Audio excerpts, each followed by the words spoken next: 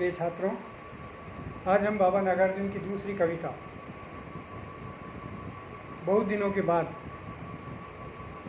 के बारे में बात कर रहे हैं। बाबा नागार्जुन प्रगतिशील चेतना के यथार्थवादी कलाकार हैं, रचनाकार हैं। इस कविता के माध्यम से कवि ने ग्रामीण संस्कृति के प्रति अपने असीम अनुराग को व्यक्त किया है।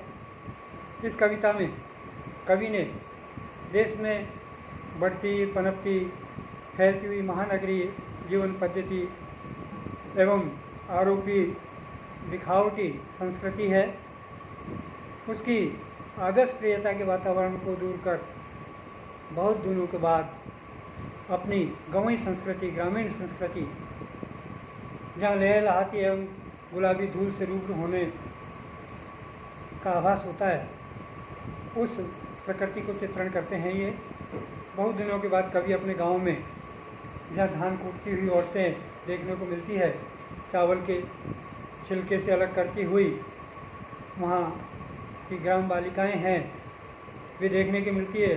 उनकी मधुर और कर्णप्रिय कोकिल कंठी आवाज़, ध्वनि जो कर्णप्रिय है, वो सुनाई देती है। उन ग्राम बालाओं की इस मधुर गूंज को सुनकर नई स्फूर्ति और जोश का संचार महसूस होता है। कवि गांव के वातावरण को चारों ओर से, जो कि गंधवान और मनोरम होता है, उसको स्पष्ट करना, प्रकट करने का प्रयास करता है। कवि को लगता है कि गांव की ज़मीन पर किसान फसल नहीं उगाते हैं, बल्कि जीवन उगाते हैं। ये किसानों की जीवटता का प्रतीक है, उनकी मेहनत का प्रतीक है। गांव की धरती पर उनके प्राण फसल बन करके उगते हैं, फूट पड़ते हैं। कविता का जो मूल प्रतिपाद्य है, वो जीवन का सच्चा आनंद और माधुर्य शहरों में नहीं होकर के गांव में बसता है। ये मूल भावना है कविता की। कवि के शब्दों में कि अब की मैंने जी भर भूगे गंध रूप रस शब्द स्पर्श सब साथ साथ इस भू पर बहुत दिनों के बाद। कि शहर से जब आदमी गांव में आता है और गांव में उस पुराने दिनों को याद करता है, पुराने दिनों की संस्कृति को, पुराने दिन जो उन्होंने ग्रामीण संस्कृति में गुजारे हैं, उनको देखता है, तो उसे उन दिनों की याद आती है बहुत दिनों के बाद। तो बहुत ही सुंदर कविता है। बहुत दिनों तक चूल्हा रोया, चक्की रही उदास, बहुत दिनों तक कानी कुतिया सोई उसके पास। तो इस तरह कि बहुत दिनों के बाद में उन्होंने आकर के देखा कि अब गांव का वातावरण कैसा है। पहले जब वो छोड़ करके शहर में पलायन किया था, जब उन्होंने देखा कि उस समय बड़ा आनंद और रसमयी वातावरण था। चूल्हे के पास बैठना, उठना और वहाँ की ग्रामीण स्त्रियों के द्वारा उन पर बैठकर खाना बनाना, घर की नवयुवतियों के द्वारा सभी प्रकार के काम करना, सौहार्दपूर्वक वातावरण में रहना।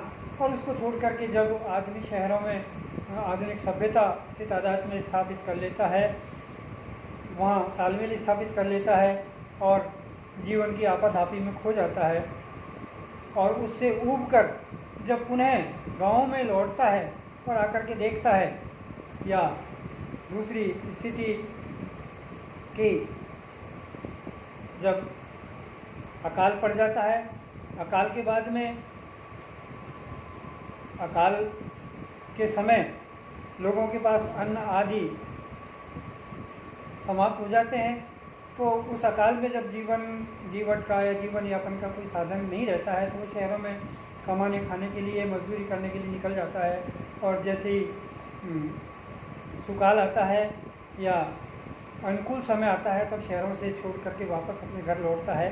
तो उस समय वो घर में वो स्थिति देखता है कि किस तरह से बहुत दिनों के बाद में पेड़ों में कोयल का कूकना, पक्षियों का कलरव करना, और वापस जो पहले जैसी दिनचर्या थी उसका लौटना जो देखा जाता है। वो बहुत दिनों के बाद, कि अकाल के बाद में जो स्थिति आती है उसके बारे में बहुत दिनों के बाद कविता में वो वातावरण चित्रित होता है, जिसमें लेखक ने बड़ी ही मनोरम दृष्टि से उसे स्पष्ट किया है।